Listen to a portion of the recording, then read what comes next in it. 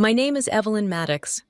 I was 35 when I stood under the gray sky of Eagle Creek, wearing a uniform that didn't bear a single rank, surrounded by strangers who had no idea who I used to be.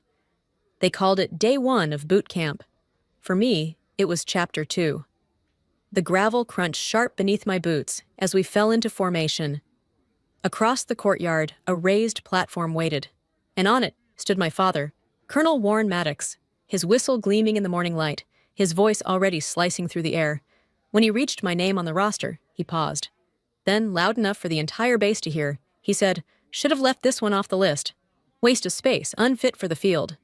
Laughter, just a ripple, but loud enough. A few heads turned, no one flinched. Not even me. I didn't blink, didn't correct him, didn't move, because I didn't come here for respect. I came for exposure. And he had just handed it to me. Right there before the first drill, before the first test, he confirmed exactly why I came back under a name no one remembered, to finish what he tried so hard to erase. They assigned me to Unit Bravo, the place where they put the slow, the sloppy, and the forgotten. The gear didn't fit. The rifles misfired. One of the helmets still had a crack down the side from a fall no one logged. It was perfect. No one looked twice when I arrived. My name tag read E. Maddox, but no one connected it to the man barking orders across the yard. That was how I planned it. No history, no rank. Just another latecomer trying to blend in. Inside the barracks, everything smelled like metal and mildew. My cot was wedged between a kid who couldn't stop twitching in his sleep and another who recited training manuals under his breath. I unpacked slowly, one movement at a time, letting the silence grow heavy around me. On the second day, I noticed the paperwork. Everyone got the same folder. Background checks, health history, basic psych evals. Mine was thinner than it should have been. Just a single sheet of clearance approval, marked expedited. No training record, no former assignment, no questions asked. Someone had made sure I slipped through untouched. Good. That meant Foster had kept his promise. Lieutenant General Isaac Foster was the only one who knew who I really was. He had once served under the same command as Falco, the man who trained me, believed in me, and died in the same explosion that supposedly killed me too. 7 years ago, that file, the one that erased my name, came from a desk just down the hall from my father's. No investigation, no body, just a red stamp, presumed KIA, case closed. But I wasn't dead, I had simply disappeared. Now I was back, and the only thing more powerful than being forgotten was being underestimated. Each morning I followed the drills. I kept my pace slow, my responses dull. I let the instructors label me non-threatening. That was the trick. You can't hide a storm behind thunder. You hide it behind silence. Fisher, a wiry recruit, with too much mouth and not enough sense, started calling me Admin Ghost. Said I moved like I was here to file complaints, not fire rounds. I smiled once. He never said it again. By the end of week 1, I had mapped the schedule, identified 3 senior trainers connected to Project Signal Black Echo's successor, and pinpointed which supply officer had access to restricted surveillance footage. And I'd done it all without drawing a single report. At night, I'd sit by the far window of the barracks notebook, open pen quiet. No one paid attention. They thought I was journaling, maybe grieving. But the truth was, I wasn't documenting my days. I was gathering evidence, because if I wanted to shut it all down, I needed to know exactly where the wires ran, and who was still holding the switch. It happened on the 12th day, mid-afternoon, cloudless sky air, hot enough to sting your throat. Combat simulation. They paired us off in the gravel pit behind the motor pool. No mats, no headgear, just gloves and grit. I was matched with Fisher. He cracked his knuckles like a showman, grinning with all the arrogance of someone who'd never been hit properly. "Try not to sprain anything, Ghost," he said. "Wouldn't want paperwork." I said nothing, just raised my hands and waited. He came at me, wild elbows, sharp knees flashing. His technique was chaos, all speed and no anchor. I let him swing, let him think he was in control. Then I pivoted, dropped low, and swept him off his feet with a maneuver they don't teach in basic. He hit the ground hard. The air knocked out of him in a single surprised grunt, but it wasn't the fall that silenced the crowd. It was what came next. As he collapsed, his hand caught the back of my collar, yanked it sideways, and there it was. The ink, stretched across my upper back, black and stark under the afternoon sun. A sigil not seen in years. The mark of Ghost Echo. The crowd stilled. Instructors stopped shouting. One of them dropped his clipboard. But the real shift came from the edge of the ring, where General Foster had been watching, silently, arms folded. He saw the tattoo, and he froze. His mouth parted slightly, eyes locked on mine. Then, with a deliberate stillness that only veterans understand, he stepped forward, removed his cap, and said, "We salute her." His voice didn't rise. It didn't need to. It cut clean through the silence like steel through fog. Every boot snapped to position. Even Fisher, flat on the dirt, scrambled to kneel. No one questioned it, except one, my father. He had been observing from the upper walkway, flanked by two officers. His jaw clenched. His grip on the railing tightened. But he didn't speak, didn't move. He just stared. And for the first time, he didn't look like a man in command. He looked like a man out of control. Foster joined him on the platform moments later. I didn't hear what he said, but I saw the way my father's shoulders stiffened, the way his hands curled just slightly, like someone trying to hold on to something that was already slipping away. They didn't ask me what the tattoo meant. They didn't have to, because that symbol wasn't about rank or vanity. It was about survival. It was a marker of a mission buried under 7 layers of denial. And now it was in plain view, undeniable, unforgotten. That wasn't the moment everything changed. That was the moment they realized they no longer controlled the narrative. After the tattoo incident, no one spoke to me differently. No salute, no questions. But they looked longer, blinked more often, hesitated before barking commands, and that was more telling than any words. Foster didn't approach me in public. That wasn't his way. But 2 nights later, as I sat in the mess hall late nursing instant coffee, no one really drank. He slid a small drive across my tray. "Training footage," he said quietly, not even sitting. "Unofficial. No trace."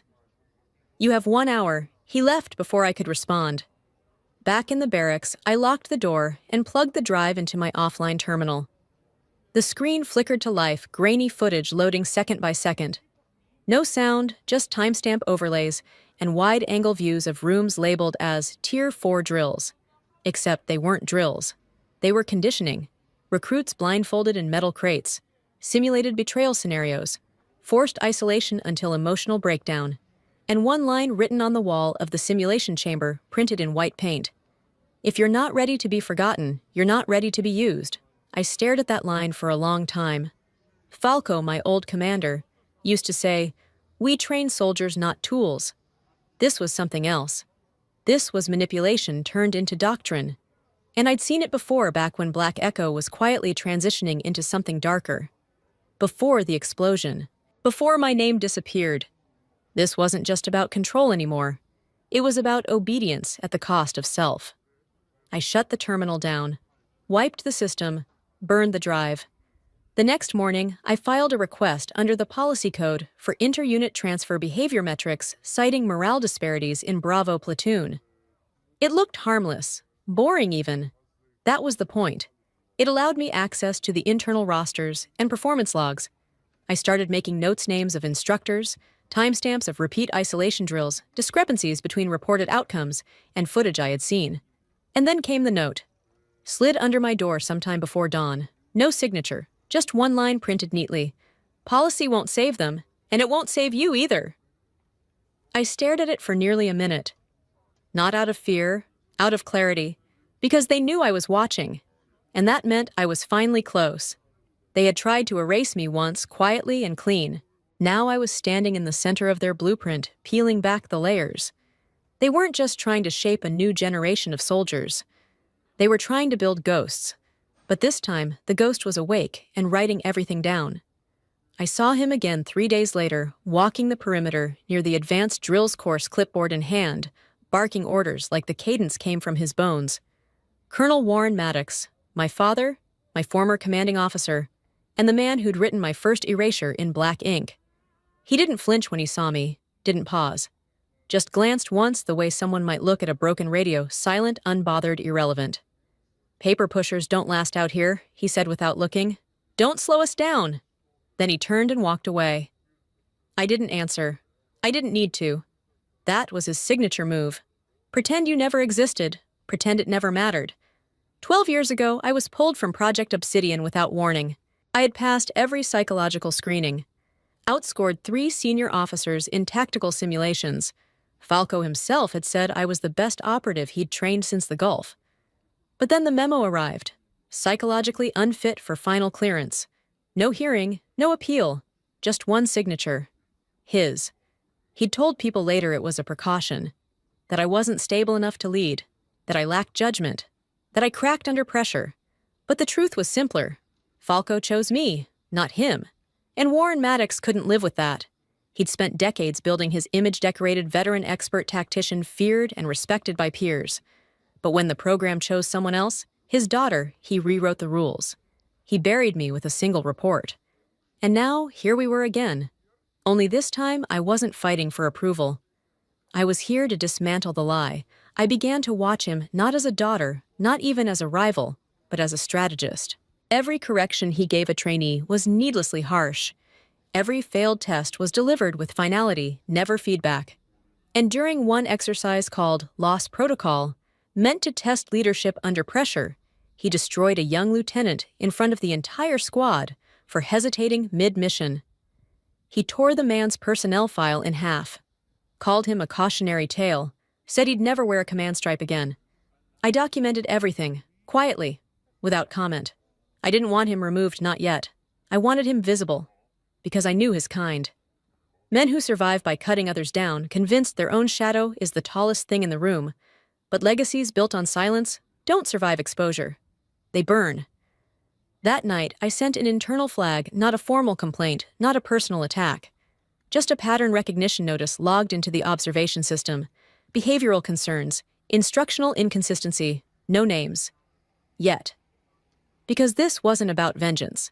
This was about letting others start to see what I had known all along. That the legend of Colonel Maddox was only paper. And this time, I was the one holding the match. It came in a beige folder, hand-delivered by a logistics aide, with too many freckles and too little context. Was told it was misrouted. He mumbled, scratching his neck. Had your name on the list. So, here you go. I thanked him, closed the door, and sat down at the steel desk under the flickering overhead light. The folder wasn't thick, but it was heavy. Inside were documents marked internal candidate assignment sealed orders for a new off-site tactical cohort. An elite unit under classified clearance. The kind of training that only ghosts were ever offered. And there it was. My name, Evelyn Maddox. Evaluated, nominated, approved. But stapled to the back was a single sheet, handwritten, pressed hard enough to dent the paper. Denied. Psychologically unfit. Returned to sender. Signed Colonel W. Maddox. My father. I stared at the signature for a long time. The same hand that had cut me from obsidian now buried me again, this time under the same lie in a different font. The knock came soft, almost hesitant. I opened the door to find Fisher standing there. No grin, no swagger, just a folded sheet of paper in his hand. You weren't supposed to get that, he said. I said nothing. How long have you been here? I asked instead. Long enough, he replied. He didn't smirk this time, didn't mock, just looked at me with the kind of clarity only disillusionment gives. He nodded once and left without another word. From that day on, he didn't interrupt me in drills. He relayed intel during simulations without being asked. He started tracking things, patterns, names, timing, of altered test results. He wasn't my ally, not yet. But he was no longer just another recruit. He was paying attention. I slipped the folder beneath my bunk between the old foam and rusted frame. I didn't confront my father, not yet. Because men like him, men who rewrite people's futures with a pen, don't fear confrontation. They fear exposure. They fear the silence that follows a truth they can't refute. Later that night, I pulled out the old notebook Foster had given me during the briefing. Inside were pages of handwritten notes, cross-referenced logs, trainee names, coded designations I'd been reconstructing from memory. And now, a new entry proof of tampering signed in ink twice in 12 years. I wrote it all down not for backup, but for record. Because systems don't collapse from noise. They collapse from the weight of their own paper trail. And now I had mine. Next came the match. The graduation grounds smelled like gravel and sweat. Rows of recruits stood straight-backed under the morning sun, shoulder-squared boots aligned in rows like punctuation marks. I stood in the last row. No ribbons, no insignia. Just a standard issue jacket over a body they didn't recognize, and a name they had long buried. My father took the podium with the same stiffness he carried everywhere. His voice, crisp and trained, echoed across the courtyard. He read names, handed out commendations, spoke of honor and excellence. When it came time to close, he paused, just a beat too long. Then he said, "There's one file I was given, with no commendation attached, no record to review, no remarks to give." His eyes flicked toward me, barely then away. "It's blank, and I will treat it as such." He stepped back. No salute, no acknowledgement, just silence. That would have been the end, another public erasure tucked neatly into protocol, if not for the man who followed. General Foster stepped out from the side of the platform. He didn't stop at the microphone, didn't speak right away. He walked directly to the table, holding the training files, placed a red folder at its center, and opened it. Inside my photo, in full tactical gear, next to a line that read, "Status presumed KIA, Operation Ghost Echo." He looked up. "This is Evelyn Maddox," he said, voice calm but sharp. "She led 6 operatives into a mission no one else would touch. They didn't return. She did. The wind shifted. She was erased not because she failed, but because she was chosen by the wrong man, the one her father never forgave." My father took a step forward, but Foster didn't even glance his way. He raised his hand not to halt, but to command. "She outranks you," he said, "not in title but in truth." Then he saluted. It wasn't ceremonial, it was deliberate, it was earned. And slowly, one by one, others followed. First Megan the recruit, whose score was nearly buried. Then Fisher, who'd once laughed at me. Then instructors' trainees, even those who had mocked me silently, with every late supply drop and accidental locker reassignment. All of them. Until finally, my father raised his hand. Slow, bitter, hollow. Not in respect, but in surrender. I didn't return the gesture, because some silences speak louder than pride. And I had no need to respond to a salute that came a decade too late. I had already stood taller than the man who tried to keep me invisible. And now the field saw it too. I left the grounds that afternoon with no medal, no speech, no recorded farewell. Only a scroll, sealed unsigned, handed to me quietly by Foster before dawn. Inside a formal closure order. Operation Obsidian officially dissolved. But I didn't need a ceremony to understand what that meant. Obsidian had never been about the files or the badges or the drills that turned men into machines. It had been about fear, control, the illusion of loyalty when silence was the real currency. And now it was over. I didn't return to command. I didn't ask for reinstatement. I chose a different direction. At the edge of a forgotten coastal town, inside a weather-worn hangar, with no flag and no gate, I opened something else. No signage, no anthem, just space. For those like me. The overlooked, the dismissed. The ones who were told not this time without explanation. The ones whose records were clean, but whose names were always missing. Veterans marked unstable. Immigrants told they didn't fit the mold. Women labeled too intense. Men discarded because they asked the wrong questions. Ghosts of programs that never admitted they existed. They came quietly. At first, one maybe 2 a week. Some looked broken. Others looked angry. Most just looked tired. I didn't train them the way I'd been trained. No shouting, no doctrine, just questions. Can you keep going when no one's watching? Can you trust your instincts when everything around you lies? Can you protect others even when no one protected you? They didn't always answer out loud. They didn't need to. Eventually, they stayed. And then they taught others. One night, weeks later, I found myself sitting on the floor beneath the old steel rafters, my back against a crate of rusted gear, the scroll from Foster resting in my lap. I unrolled it for the first time. At the bottom, beneath the formal language and the classified seals, was a single handwritten line. You weren't trained to lead. You became a leader by surviving. No name. But I knew the handwriting. Foster never needed credit, just closure.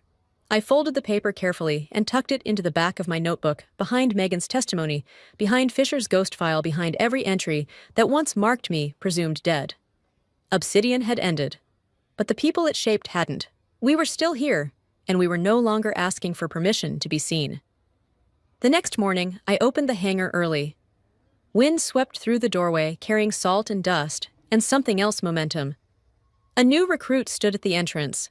Young, guarded, shoes worn thin. She looked at the space like she didn't know if she was allowed in. I didn't ask her name, just nodded. "Coffee's to the left," I said. "Training starts when you're ready." She stepped inside, didn't even hesitate.